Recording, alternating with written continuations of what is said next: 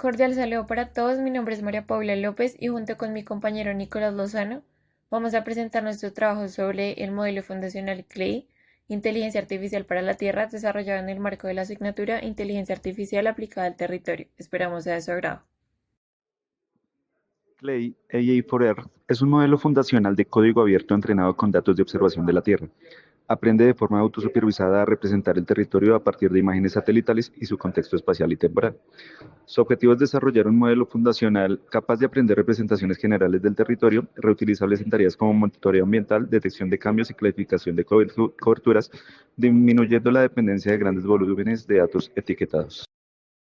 Disciplinar con trayectorias en política pública, ciencias de datos, diseño de producto y estrategia ambiental, lo que muestra que CLAY no es solo un proyecto técnico, sino una iniciativa con impacto global. El primer autor es Bruno Sánchez Andrade Nuño. Él es doctor en astrofísica por el Instituto Max Planck en Alemania. Además, hizo un postdoctorado en ciencia satelital y de cohetes con agencias como NASA en Washington, D.C. y JAXA en Japón. Ha liderado equipos de innovación en el Banco Mundial y MacBox en San Francisco. En Clay, él es el encargado de la estrategia y las alianzas, es decir, quien articula la visión. El segundo miembro es Dan Hammer. Él es doctor en Economía Ambiental por la Universidad de California, Berkeley, y licenciado en Matemáticas y Economía por Swarthmore College en Pensilvania. Ha trabajado como asesor de política científica en la Casa Blanca en Washington, D.C. y ha colaborado con NASA y el World Resource Institute en Washington. En Clay lidera todo lo relacionado con ciencia de datos y políticas. El tercer miembro es Stephen Downes, politólogo en Dixon College y con más de 20 años de experiencia en medios digitales y diseño, trabajando en organizaciones como Eat Rest Media en San Francisco, Airfry Eye Studios en Nueva York, y en Clay es el líder de diseño de producto, responsable de cómo los usuarios interactúan con el modelo y de la experiencia visual del ecosistema. Finalmente está Avery Ko, un doctor en política ambiental de la Universidad de Berkeley, con estudios de posgrado en Yale y formación de pregrado en la Universidad de Davis, en California. Ha trabajado en fundaciones climáticas con sede en San Francisco y fue asesor senior en sistemas alimentarios para la COP28 en los Emiratos Árabes Unidos. En Clay, él lidera la estrategia sectorial y las alianzas, integrando el modelo con actores del sector ambiental, agrícola y climático. En conjunto, este equipo combina ciencia, diseño, datos y política ambiental, lo que permite que Clay sea un modelo fundacional robusto, abierto y diseñado para resolver problemas reales del territorio.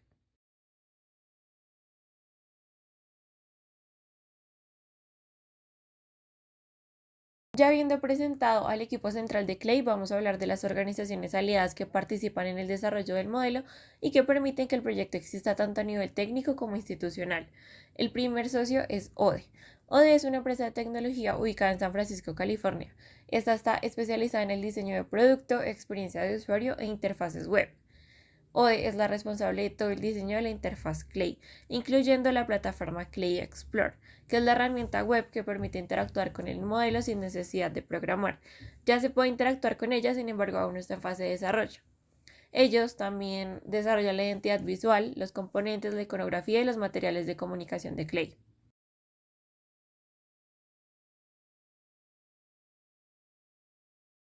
El segundo aliado, y quizás el más relevante para Clay, es Development Seed, una empresa internacional de ingeniería encargada de co-desarrollar el modelo. Ellos se encargan de tres funciones principales: preparar el dataset, entrenar el modelo y los embeddings públicos, y del desarrollo de la página web y los servicios de descarga. Esta última es la que hace posible que Clay realmente sea un modelo fundacional abierto. Ahora, en cuanto a cómo está compuesto Development Seed, en su equipo designado para Clay tenemos a Daniel Weisman, con un doctorado en sistemas energéticos sostenibles de la Universidad Técnica de Lisboa, en Portugal. En cuanto a su experiencia, él es cofundador de una empresa llamada Teselo y se especializa en inteligencia artificial aplicada a fenómenos ambientales. También está Leo Thomas, que es formado en física e informática en la Universidad de McGill en Montreal, Canadá, con experiencia en ingeniería para startups de drones y 3D. Tenemos a Wei-Hee Leong, doctor en geografía física por la Universidad de Victoria en Wellington, Nueva Zelanda, con trayectoria como analista SIG y desarrollo de mapas web. Y tenemos a Soumya Rajan, ingeniero en computación formado en India, con experiencia como científico de datos para proyectos de salud pública y conservación de fauna. Finalmente, el proyecto cuenta con el patrocinio fiscal de la Fundación Radiant Earth, una organización sin ánimo de lucro con sede en Berkeley, California. Ellos se encargan del patrocinio institucional y la gobernanza del proyecto, además de proveerles la infraestructura para los datos abiertos. Ellos también establecen los estándares éticos, las licencias y la documentación necesaria para que Clay sea un proyecto responsable y completamente abierto. En conjunto, todas las organizaciones cubren diseño, ingeniería y el entrenamiento del modelo de infraestructura de datos y gobernanza, permitiendo que Clay funcione como un modelo fundacional abierto y accesible para toda la comunidad. En esta sección voy a explicar de forma sencilla los principales conceptos matemáticos que emplea Clay para procesar imágenes satelitales y aprender representaciones del territorio. El primer concepto es transformación lineal. Clay aplica transformaciones lineales, lo que significa que convierte un vector en otro vector equivalente mediante una operación matricial. En Clay esto sirve para tomar los parches multibanda de los diferentes sensores que emplea y convertirlos en vectores comparables dentro del espacio del modelo, lo cual es básico para llevar cada parche al espacio donde el modelo aprende. El segundo concepto es producto punto normalizado. Este mide qué tan relacionados están dos vectores, pero dividiendo por la raíz de su dimensión. En Clay, este cálculo nos permite relacionar parches que están lejos dentro del mosaico satelital. Por ejemplo, identificar patrones que aparecen en zonas urbanas, cultivos o bosques, aunque estos estén distantes dentro de la misma imagen. El tercer concepto es normalización exponencial o softmax. Este otro concepto es clave, convierte un conjunto de números en una distribución de probabilidad cuyos valores suman 1. En Clay, softmax se usa para transformar los puntajes de compatibilidad entre parches en porcentajes de importancia, esto dentro del mecanismo de atención del modelo. El cuarto concepto es el error medio cuadrático. Clay también utiliza el error medio cuadrático, que mide la diferencia entre el promedio entre los valores reales y reconstruidos, elevando la diferencia al cuadrado. En Clay, esta es la función de pérdida principal durante el preentrenamiento. El modelo enmascara parches, intenta reconstruirlos y el error medio cuadrático le dice que también lo hizo, comparando la reconstrucción con el valor real del parche oculto. El quinto concepto es la similitud del coseno. Este mide la semejanza entre dos vectores según el ángulo que forman. Los valores cercanos a 1 significan que los vectores apuntan en la misma dirección. En Clay, la similitud del coseno se usa para comparar embeddings, por ejemplo, encontrar zonas con patrones similares o recuperar imágenes parecidas en el espacio de representación. Y por último, el sexto concepto es normalización Z-score. Clay aplica la normalización Z-score, que resta la media y divide por la desviación estándar. Esto lleva a todas las variables a la misma escala. Esto es fundamental porque se emplea para igualar las bandas ópticas, térmicas y SAR para que procesen de manera uniforme, independiente de las unidades físicas o rangos de valores, pues las diferentes imágenes.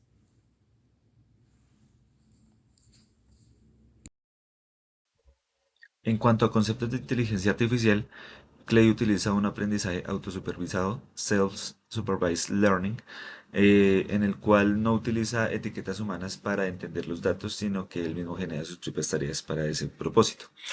Esto se hace debido a que el dataset es demasiado grande y hay muchos datos sin etiquetar.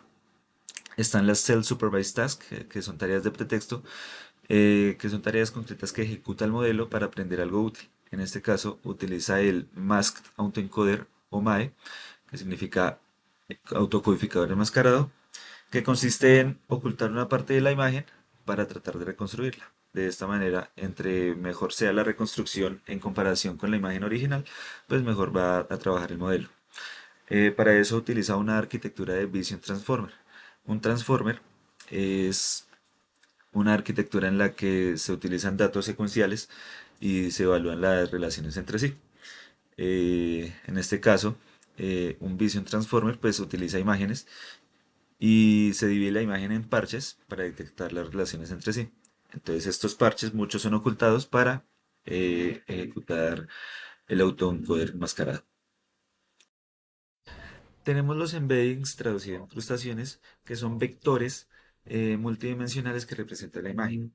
Clay trabaja con chips, recortes de imagen de un tamaño específico y parches en los que se divide la imagen. Cada uno de esos parches es representado por un vector de 1024 dimensiones en las que se representa todo lo que se pueda definir de la imagen, como el número de bandas, la resolución, el tiempo, la hora, la fecha, la cobertura, En fin, de esta manera, pues con este vector, cada parche es un vector y se hacen las relaciones que se requieren para el Vision Transformer. En menor medida se utiliza una arquitectura Teacher-Student en la cual se aprende de un modelo que ya está entrenado, llamado modelo maestro, que en este caso es DINO-V2, y se trata de replicar lo que ya hace ese modelo.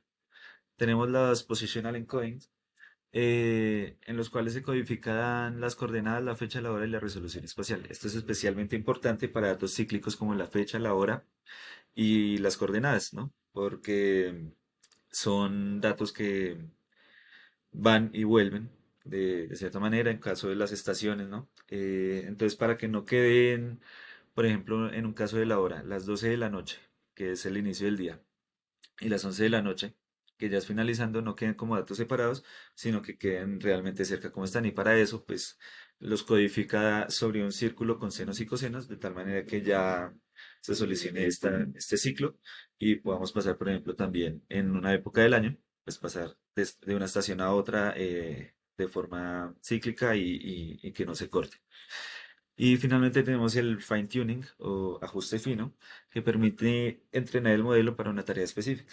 Clay como tal genera los embeddings y de esta manera ya puedo hacer el análisis espacial necesario. Pero también puedo agregarle ciertos datos, puedo agregarle ciertas etiquetas que requiera específicamente para lo que yo necesite. Y con este Antes de iniciar y explicando el dataset de Clay, hay que introducir la idea de que es un modelo fundacional. Por lo tanto, este dataset tiene por objetivo ser lo más generalista y multisensor posible. Entonces iniciamos explicando de dónde vienen las imágenes. Este dataset está compuesto por aproximadamente 70 millones de chips extraídos de varios sensores satelitales. Ya vamos a introducir la idea de que son chips. Este incluye Sentinel-1 para radar, Sentinel-2 óptico, Landsat 8 y 9, MODIS con una resolución de 500 metros, NIPE de Estados Unidos y cobertura aérea de Nueva Zelanda. La idea es que el modelo vea el planeta en todas las resoluciones y condiciones posibles. Ahora sí, ¿qué es un tile y qué es MGRS? Una idea pues, fundamental de introducir. Un tile es un bloque grande de una imagen satelital típicamente de 100 por 100 kilómetros. Esto está definido usando la cuadrícula del MGRS. ¿Qué es el MGRS? Es el sistema de referencia que usa Sentinel para cubrir el planeta de forma regular. Es una cuadrícula. Clay, en vez de tomar imágenes dispersas al azar, utiliza esta cuadrícula como unidad de muestreo. El chip es un pequeño recorte dentro de cada tile, normalmente 256 por 256 píxeles, que es lo que realmente usa para entrenar el modelo. En otras palabras, el tile es el contenedor grande y el chip es la unidad que el modelo ve. Ahora, ¿de dónde proviene esa World Cover? World Cover es un mapa global producido por la Agencia Espacial Europea en 2020. Este es un raster que clasifica toda la superficie terrestre en 11 tipos de cobertura: bosque, agua, urbano, agricultura, entre otros. Clay no usa World Cover como una etiqueta para entrenar, pero sí lo usa para calcular qué proporción de cada clase hay dentro de cada tile. Entonces, Clay genera los tiles y de cada tile dice hay un 60% que puede ser bosque, 20% cultivo y 10% urbano. Lo que Clay quiere es que su dataset esté equilibrado, que haya igual proporción de coberturas de bosque, de nieve, de humedales, entre otros. Ahora, Clay emplea la normalización. De cada sensor aporta estadísticas de media y desviación estándar por banda. Con esto normaliza todos los chips mediante Z-score, lo que permite mezclar imágenes de sensores distintos sin que una banda pues domine. Para finalizar la explicación del dataset de Clay, es importante recordar que es un preentrenamiento autosupervisado basado en un Basket Autoencoder. Por tanto, este dataset no tiene ninguna etiqueta humana, no necesita categorías, máscaras ni ningún tipo de anotación manual.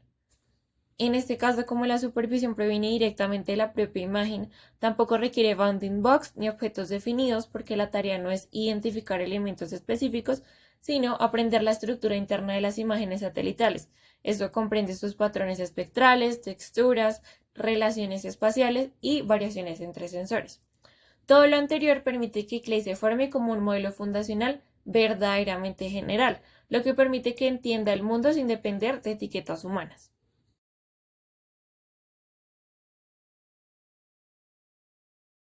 Vamos a hablar brevemente de los datasets que usa Clay para fine tuning. A esto nos referimos cuando tomamos el modelo ya preentrenado y lo ajustamos finamente con datasets más pequeños pero etiquetados para que aprenda tareas más específicas. En este caso, usa 4 datasets externos en sus ejemplos. Uno de esos es C2SMS Floods, que es un dataset para segmentación de inundaciones. Este viene de Microsoft Planetary Computer y Cloud2Streets. Tiene 900 pares Sentinel-1 y Sentinel-2, en este caso todos etiquetados, y tiene 2 tipos de máscaras, una binaria de agua y una multiclase de nubes y sombras. En este caso este tampoco tiene bounding box ni key points, porque la tarea es completamente píxel a píxel. Las particiones no vienen fijas, las define el usuario. También usa Chesapeake Land Cover. El segundo dataset lo usa para segmentación multiclase de cobertura del suelo a 1 metro. Este trabaja específicamente con imágenes SNIPE y un raster. En este cada píxel tiene una clase, agua, bosque, vegetación baja, suelo desnudo y 2 tipos de superficie urbana, además de no data. Aquí hay una máscara multiclase muy detallada. Este dataset ya trae particiones estándar, tiles de entrenamiento, validación y prueba, lo que permite evaluar el rendimiento de una forma más controlada. Por otro lado, tenemos Biomasters. Aquí integramos biomasa aérea. Biomaster es distinto porque no es clasificación, sino regresión de biomasa aérea. Hay una salvedad y es que la biomasa aérea es la cantidad de materia vegetal que existe por encima del suelo, troncos, ramas y hojas. Este normalmente se expresa en toneladas y sirve para estimar el carbono almacenado y el estado de los bosques. En este, cada píxel no tiene una clase sino un valor numérico de biomasa y por eso hablamos de una máscara continua y no una categoría. El dataset incluye muchas series temporales de Sentinel-1 y Sentinel-2, pero además tiene mapas de biomasa que se usan como etiqueta. Tiene splits oficiales de entrenamiento y prueba y la validación se toma a partir del conjunto de entrenamiento. Y por último, usa Eurosat. Eurosat se usa para una tarea más sencilla, que es la clasificación de parches Sentinel-2. Son 27.000 imágenes pequeñas, cada una con una etiqueta entre 10 clases, como bosque, cultivo, residencial, carretera, entre otros. Aquí no hay máscaras porque la etiqueta se asigna a la imagen completa. Las particiones, validación y test también las define el usuario.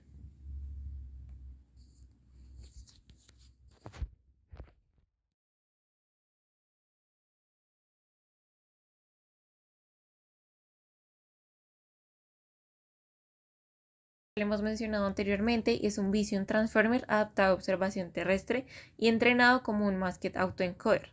¿Qué significa esto? Que recibe imágenes satelitales multibanda combinado con metadatos espaciales y temporales y que produce representaciones matemáticas o embeddings. Pero antes de llegar al Transformer, Clay realiza un proceso muy importante, que es convertir la imagen satelital en tokens. Los tokens son pequeñas unidades numéricas sobre las que el modelo opera. Esto es esencial porque prepara los datos de entrada para que el Transformer pueda procesarlos. ¿Cómo inicia este proceso? Con el recorte del tile, que ya explicamos qué es. Entonces, de este tile extrae un chip multibanda de 256 por 256 píxeles. Este chip contiene todas las bandas del sensor correspondiente, por ejemplo las 13 bandas del Sentinel-2 o las bandas ópticas y térmicas del Landsat. Luego de eso, ese chip lo subdivide en parches regulares de 8 por 8 píxeles, lo cual es equivalente a trocear la imagen en cuadrículas pequeñas de información. Como el chip original es de 256 por 256, la subdivisión genera exactamente 32 por 32, lo que es igual a 1024 parches. Esto es muy importante recordarlo, 1024 parches. Luego de tener estos, procede a la siguiente etapa, que es el aplanamiento del parche. Cada parche no tiene solo 8 por 8 píxeles, porque cada píxel contiene B bandas espectrales.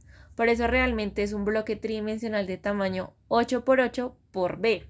Para que el modelo pueda procesar esto, lo aplana convirtiéndolo en un vector de una dimensión de este tamaño. Luego de que este vector es plano, lo pasa por una capa lineal, que lo que hace es proyectarlo al espacio del Vision Transformer. La salida de esta capa es un token de dimensión 1024. En esta capa ocurre la parte fundamental de esta primera etapa, y es que el parche deja de ser una porción de imagen y la convierte en un vector numérico, que representa tanto su información espectral como su textura local. Luego de tener ya el vector numérico, le suma los datos geotemporales. A eso le llaman Positional Mass Dynamic Embedding. Cada token lo enriquece añadiendo una codificación geotemporal. A esto le incluye latitud, longitud, semana del año, hora del día y el Ground Sampling Distance, GSD. Esto permite que Clay incorpore explícitamente información espacial, temporal, entendiendo no solo el contenido del parche, sino dónde y cuándo fue capturado. Entonces la salida de la etapa 1, que es la entrada al encoder del Vision Transformer, tenemos 1024 tokens, cada uno con una dimensión 1024 que representa información espectral del parche, sus patrones espaciales y que tiene un contexto geotemporal. Estos 1024 tokens, recordando, son la entrada oficial al encoder del Vision Transformer. Vamos con la segunda etapa, que es ya el encoder del Vision Transformer.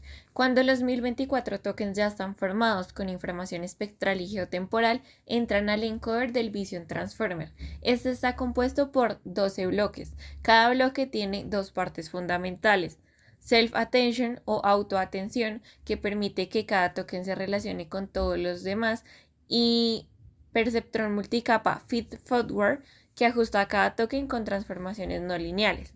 Estas dos piezas son el núcleo de los transformers y lo que permite que Clay entienda patrones espaciales complejos. ¿Cómo inicia esto? Primero con una normalización por medio de un layer norm, que lo que hace es estabilizarlos para evitar degradación de los valores. Entonces, el mecanismo de autoatención inicia aplicando tres transformaciones lineales que generan un query, que es lo que traduce lo que este token busca, un key, que traduce lo que este token ofrece, y un value, que traduce lo que este token aporta. Con estos tres, el modelo puede medir similitudes y relaciones entre regiones de la imagen. Luego genera la matriz de atención, multiplicando query contra todos los keys. Así produce la matriz de atención. La matriz de atención nos indica qué tokens se parecen, se relacionan o influyen entre sí. Luego de que tenemos la matriz de atención, pasa por un softmax. Esta convierte esas similitudes en pesos de atención entre 0 y 1. Esto literalmente representa cuánta atención se debe prestar un token a otro. Luego de que ya tenemos cuantificado cuánta atención debe prestar un token a otro, los pesos se multiplican por los valores o value B. Esto combina la información más relevante de otros tokens y la inserta dentro de un token que estamos actualizando. Ahora, el resultado de la atención se suma al token original en una conexión residual para no perder la información inicial. Antes de pasar al perceptrón multicapa, el token vuelve a normalizarse. Luego, si pasa al multilayer perceptrón. Este es feed forward, lo que significa que la información fluye hacia adelante sin retroalimentaciones. En el transformer, el multilayer perceptron es una pequeña red neuronal que actúa independientemente sobre cada token. Este tiene tres pasos: una capa lineal que expande la dimensionalidad, una activación GLU que agrega no linealidad y otra capa lineal que vuelve a la dimensión original del token. El Self-Attention aprende relaciones entre tokens. El perceptrón multicapa aprende transformaciones dentro del token. El resultado final del multilayer perceptrón se suma al token original mediante otra conexión residual, complementando el bloque transformer. Entonces, ¿qué tenemos de resultado final después de repetir este proceso en los 12 bloques? Los toques finales se convierten en toques latentes, que representan un resumen global del chip, sus patrones espectrales, texturas, relaciones espaciales y contexto geotemporal. Estos tokens van a ser usados por el decoder más que autoencoder en el preentrenamiento o como embeddings para tareas geoespaciales posteriores. Ya vamos con la tercera etapa, que es donde propiamente se aplica el autocodificador enmascarado. La idea principal es permitir que el modelo aprenda la estructura profunda de las imágenes satelitales, obligándolo a reconstruir partes que él no puede ver. Para lograr esto, tomamos el chip completo formado por 1024 parches de 8 por 8 píxeles y ocultamos exactamente el 75% de ellos. Esto significa que el modelo únicamente puede ver el 25% de la imagen original. Esos parches visibles se convierten en los toques visibles, que son los únicos que pueden pasar por el codificador. Los parches ocultos no se eliminan, se reemplazan por un token de máscara, que es un vector aprendido cuya función es más o menos indicarle al modelo como aquí existe un parche real, pero el modelo no lo puede ver, debe intentar reconstruirlo. Esta estrategia lo que hace es forzar al codificador a no aprender de la información directa, sino a entender patrones globales. Estos patrones son como la continuidad espacial, la coherencia entre bandas, texturas, límites entre coberturas, sombras, bordes, entre otros. Cuando los tokens visibles pasan por el codificador, este produce tokens latentes. Estos son representaciones matemáticas que resumen lo que el modelo logró comprender de ese 25% visible. Sin embargo, el objetivo del autocodificador enmascarado es reconstruir el chip completo, incluyendo el 75% que fue ocultado. Para hacer esto, lo que se hace es reconstruir la secuencia original de 1024 posiciones. En cada posición visible colocamos el token latente producido por el codificador y en la posición oculta insertamos el token de máscara correspondiente. Después de eso, añadimos nuevamente una codificación posicional, porque el decodificador necesita saber dónde va cada parche dentro del chip, incluso si este está oculto. Ya con esto tenemos la secuencia completa reconstruida. Esta secuencia se envía al decodificador. Este decodificador también es un transformer, pero es más pequeño que el codificador. El decodificador utiliza nuevamente mecanismos de atención y una red neuronal de percepciones multicapa para procesar todos los tokens y generar en cada posición oculta la predicción del parche real, incluyendo todas sus bandas espectrales. Al final, nuevamente una capa lineal convierte cada token reconstruido en un parche real de 8 por 8 píxeles por banda, que es el formato original del chip, como ya lo habíamos mencionado en pasos anteriores. Ahora se hace una comparación entre los parches reconstruidos y los parches reales. Esto se hace solamente sobre el 75% de los parches que estaban ocultos. ¿Cómo se hace esta comparación? Utiliza el error medio cuadrático. Este mide numéricamente qué tan diferente es la reconstrucción frente al parche verdadero. El hecho de calcular el error únicamente sobre los parches ocultos es fundamental, porque esto evalúa directamente la capacidad del modelo de predecir lo que no vio, que es el objetivo central del autocodificador enmascarado. Gracias a esto es que el codificador logra aprender las representaciones de manera robusta. Una vez termina este proceso de entrenamiento, el decodificador deja de utilizarse. La utilidad real del modelo está en el codificador, que es el que queda entrenado para generar representaciones latentes de alta calidad. Estos son los que pueden emplearse para cualquier tarea geoespacial como la clasificación, la detección de cambios, la estimación de biomasa, análisis multitemporal y pues todos los demás ejemplos que se nombran en Clay.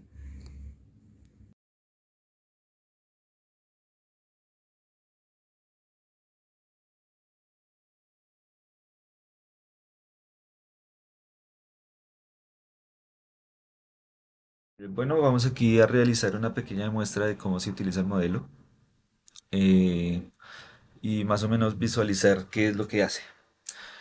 Lo primero que se hace es instalar el modelo desde el repositorio de GitHub.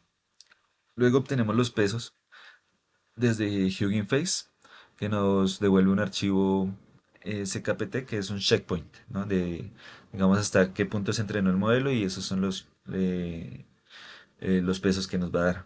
Aquí pues, vamos a clonar la, eh, el modelo porque necesitamos la carpeta del modelo porque necesitamos una carpeta en específico que se llama configuraciones, que es donde están los metadatos que necesitamos para trabajar esto. Y aquí pues generamos una prueba para generar los embeddings. Y aquí adelantando un poco pues esta prueba había funcionado antes, pero al momento de la ejecución de este código ya no funcionó por un problema con las longitudes de onda, pues que ya vamos a revisar. Sin embargo, ya para una muestra real, pues ya se va a mostrar bien todo el proceso. Aquí llamamos a la biblioteca YAML para abrir archivos de esta extensión, que es donde se encuentran guardados los metadatos. En los metadatos está guardada la información de los sensores, de tal manera que Clay, si yo le digo que voy a usar Sentinel-2 o Landsat 8, Clay sabe cómo manejar la información que le estoy dando, ¿no?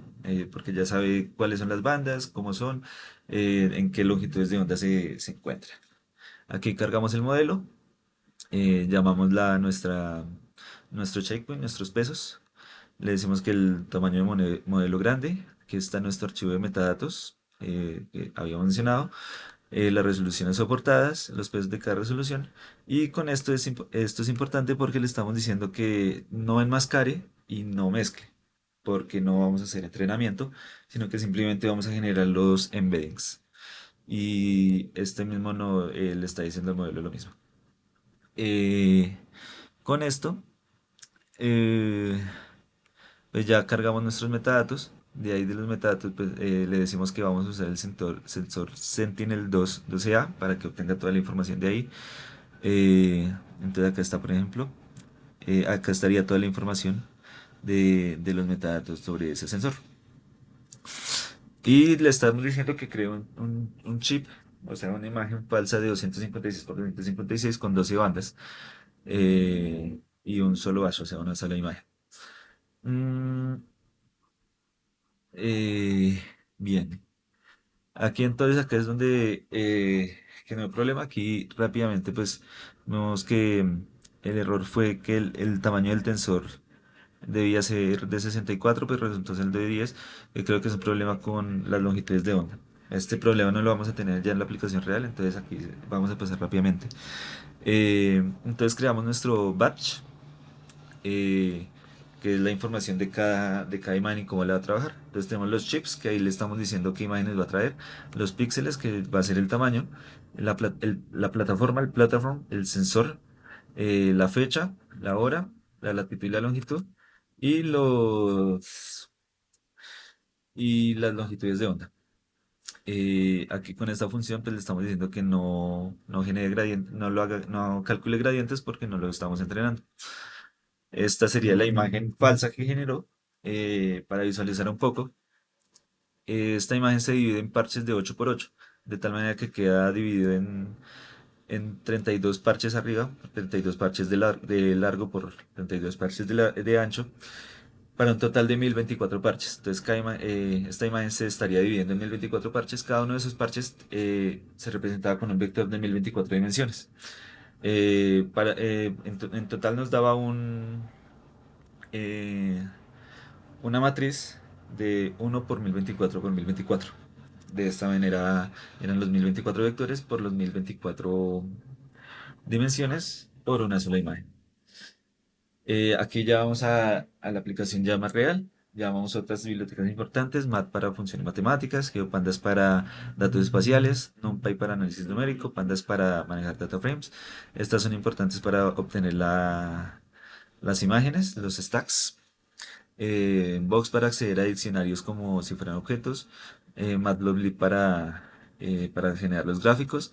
Resampling para métodos de remuestreo. Point para manipular geometrías. Decomposition SVM para tareas downstream. Y Torch Vision Transforms para transformadores de imágenes. Lo primero que vamos a hacer es definir un punto y un rango de fechas. Este punto es cercano a la universidad y este rango de fechas del 2020 a 2025 en los meses de enero. Aquí pues ya le estamos diciendo que saque los stacks de aquí de esta web de la colección Sentinel-2. Entonces con este código pues ya lo estamos buscando ahí en el catálogo. Eh, y entonces le llamamos la colección, que es Sentinel-2, el inicio y el fin, las fechas. Aquí le estamos diciendo que genere básicamente un buffer alrededor del puntico. Es un buffer muy pequeño, es básicamente un punto. eh, Máximo número de ítems 100 y una cobertura de nubes de 30%. Le decimos que nos llame todos los ítems de la colección y que solo nos devuelva uno por fecha, ya que puede haber duplicados. Extraemos el sistema de coordenadas para que nuestro punto quede también en el mismo sistema y lo convertimos acá al sistema que es EPSG 4326. Aquí creamos los límites de la predicción, o sea, ya el área de trabajo que vamos a hacer, como son eh, chips de 256 por 256. eh, entonces aquí definimos ese tamaño, tenemos que la resolución espacial es de 10, y de tal manera así definimos con la mitad que defina la escalera de acuerdo a ese tamaño. En este caso, pues sería 256 por 10, estos serían 2560 kilómetros, no, 2560 metros, y entonces ahí le estamos diciendo eso, 2 kilómetros al lado y lado. No mentiras, es una imagen de 2 kilómetros por 2 kilómetros aproximadamente, si no estoy mal. Em, Aquí ¿qué estamos haciendo? Obteniendo los valores de los píxeles. Aquí ya estamos obteniendo los valores de la imagen, lo que necesitamos.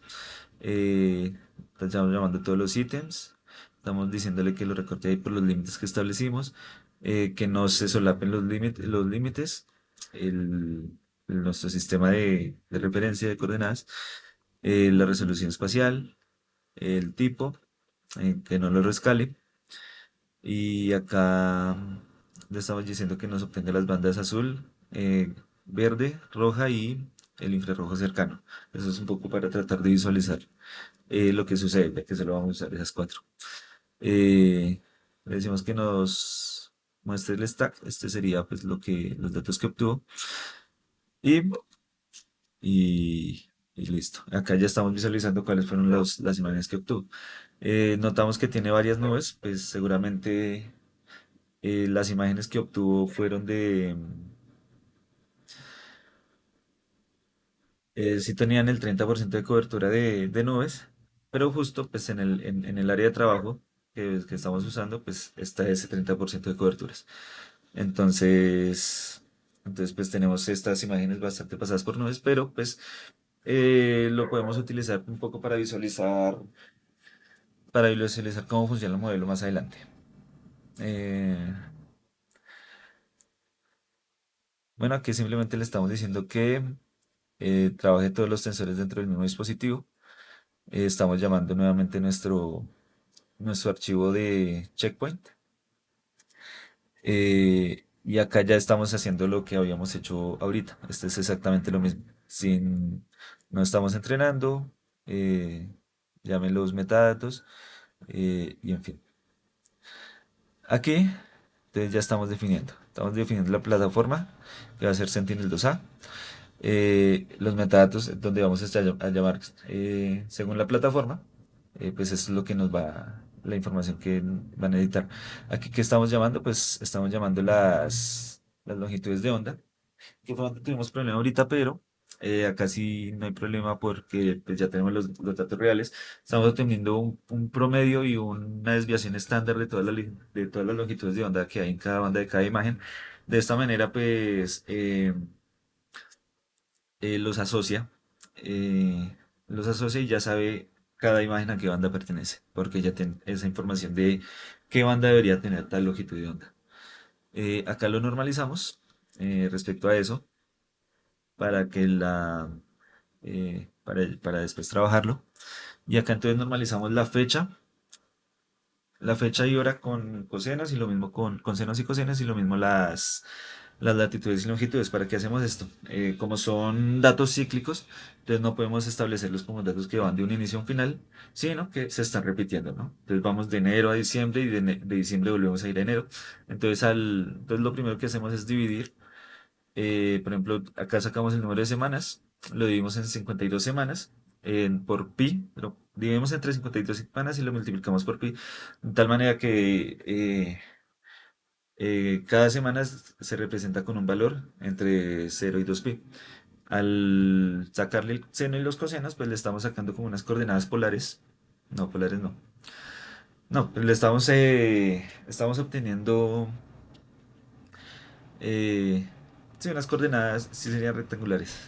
que van desde -1 a -1 en cada uno, y con lo cual nos está formando un círculo, y así es como Clay entiende que pues la información es cíclica, y así puede trabajar ya más fácil, por ejemplo, con estaciones, y lo mismo pasa con acá con la latitud y longitud, pues ya que obviamente es cíclico esto. Eh, Acá normalizamos los píxeles y acá creamos el data cube, que esto ya lo habíamos visto arriba, pero pues lo volvemos a hacer. Lo volvemos a mirar ya con este ejemplo real. Entonces, Platform, pues llamamos nuestra plataforma, que era Sentinel-2. En Time, pues acá llamamos ya lo que habíamos hecho, la normalizada, lo mismo la latitud y la longitud, los píxeles, la longitud de onda, el, la resolución espacial, que acá le estamos diciendo que la obtenga de los valores de cada una de las bandas, y, y el tamaño de la imagen, de las imágenes. Y entonces acá ya ejecutamos, acá es donde se está ejecutando nuestro modelo. Nuevamente con este no gradiente le estamos diciendo que no calcule gradientes, por lo que no lo estamos entrenando. Eh, Acá estamos diciendo que nos devuelva los parches que no enmascaró, que en este caso son todos, y un index para los que enmascaró y no enmascaró. Eh, entonces aquí nos devuelve los embeddings. Los embeddings pues está representado por esta función que nos devuelva todo. eh, eh, Todos los batches y todas las dimensiones. Entonces, si acá imprimimos el embeddings, pues nos da algo como esto. Entonces, acá están todos nuestros vectores asociados, ¿no? Son estos valores eh, que ya se ejecutaron de acuerdo con todo el preentrenamiento que tuvo Clay. Acá, por ejemplo, estamos haciendo eh, bueno, esto como lo tomamos del ejemplo que nos está dando la misma documentación. Pero entonces ahí se mostraba otra información. En ese caso, pues mostraba la información con nubes en verde, y después de un incendio en rojo. Eh, pero entonces acá, bueno, esto también acabó incendios forestales después de 2024. Pero bueno, esto no sabríamos cómo interpretarlo, simplemente que los datos están demasiado dispersos. Y esto es ya lo que vamos a ver por qué. Entonces aquí en este código, pues vamos a realizar un